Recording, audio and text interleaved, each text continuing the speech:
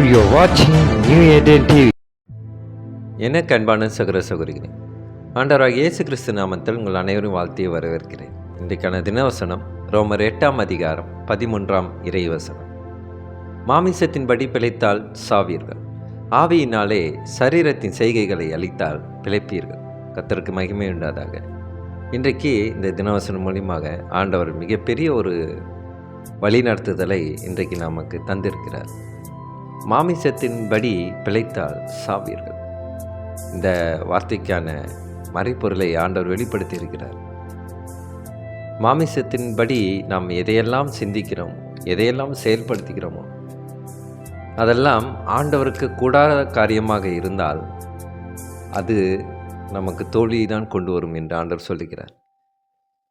அநேக காரியங்களை குறித்து சொல்லவில்லை, அவருடைய கட்டளைகளுக்கு உட்பட்டு இல்லாமல் நம்மளுடைய சுய சிந்தனை மூலியமாக, அதாவது மாமிசத்தின்படி நாம் ஒரு முடிவை எடுக்கிறோம் என்றால் அது ஆண்டவருக்கு அருவருப்பான காரியமாக இருக்கிறது. கிறிஸ்துவுக்குள் பிரியமானவர்களே, மனிதர்களுக்கு எதெல்லாம் பிடிக்குமோ அதெல்லாம் ஆண்டவருக்கு பிடிக்காத காரியமாக இருக்கிறது. அதனால் தான் அவர் வெளிப்படுத்துகிறார். ஆனால் ஆவியினாலே சரீரத்தின் செய்கைகளை அளித்தால் பிழைப்பீர்கள். அதாவது நம்மளுடைய பாவமாக இருந்தாலும் சரி, நாம் செய்யப்படும் மாமிசத்தின்படி எந்த ஒரு செயலாகவும் சரி, நம்மளாலேயே அதை மாற்ற மிகவும் சிரமப்படுவோம். ஆனால் இங்கு ஆண்டவரோட உதவியோடு நாம் ஒரு காரியங்களை நாம் மாற்றும்போது, அவருடைய சித்தத்திற்காக நம்மளுடைய அன்றாட வாழ்க்கையில் நாம் ஏதாவது தவறுகள் செய்து வந்திருந்தாலும் அதையெல்லாம் மாற்றிக்கொள்ளும்போது ஆண்டவருடைய உதவி நமக்கு கிடைக்கும். அதனால்தான் இங்கே ஜீவனல் வார்த்தையிலே ஆவியினாலே சரீரத்தின் செய்கைகளை அளித்தால் பிழைப்பீர்கள். ஆகவே பரிசுத்த ஆவியானவரோட உதவியோடு நாம் எதை அளிக்க வேண்டும் என்று நினைத்து நாம் முயற்சி செய்தால் அதை ஆண்டவர் ஆசீர்வதிக்கிறார். அதன் மூலியமாக நமக்கு மகா விடுதலை தருகிறார். ஒருவேளை நம்மளுடைய தனிப்பட்ட வாழ்க்கையிலே ஒரு விஷயத்தை மாற்றுவது மிகவும் சவாலாக இருக்கலாம்.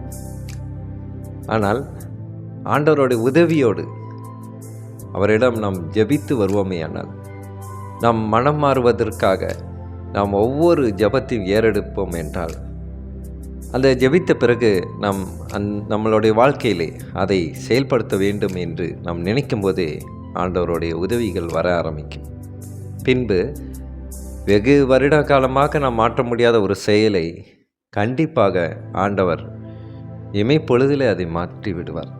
நமக்கு இது கடினமான காரியம், நம்மளுடைய வாழ்க்கையிலேயே மாற்றத்தை உண்டு பண்ணுவது. ஆனால் ஆண்டவருக்கோ அது மிக வேகமாக அவர் மாற்றுவார். அவர் சர்வ வல்லமை படைத்தவர்.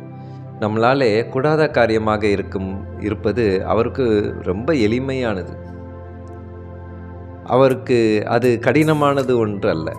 நம்மளுடைய வாழ்க்கையை உன்னத வாழ்க்கையில் மாற்றுவதற்கு அவர் ஒரு இமைப்பொழுதில் அதை மாற்றி விடுவார். கிறிஸ்துக்குள் பிரியமானவர்களே, நாமும் கூட நம்மளோட வாழ்க்கையில் எதையெல்லாம் மாற்ற முடியாமல் நாம் தவித்து வருகிறோமோ அதையெல்லாம் மாற்றுவதற்கு நம் பரிசுத்த ஆவியானவரை உதவிக்காக நாம் ஜெபிப்போமா? சோத்தங்கத்தாவே துதிக்கிறோம் எங்கள் அன்பு நேசரே. அப்பா, இந்த தினவசனம் மூலியமாக நீர் எங்களுக்கு நல்ல ஒரு வழிகாட்டுதல் தந்திருக்கிறீரான்றது நன்றி அப்பா.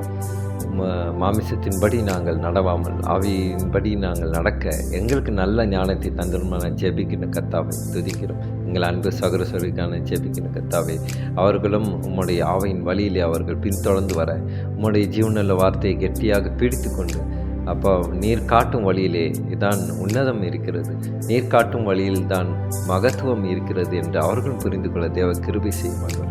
எங்கள் அன்பு சகோதரிக்கான ஜெபிக்கிற கர்த்தாவை, இந்த நாள் முழுவதும் அவர்கள் செய்யும் ஒவ்வொரு காரியத்திலும் நீ இருந்து வெற்றி பெறச் செய்யும் சோதங்கத்தாவை துதிக்கிறோம். இயேசு மூலியமாய் ஜெபிக்கின்றோம் நல்ல பிதாவே. ஆமென். ஆமென்.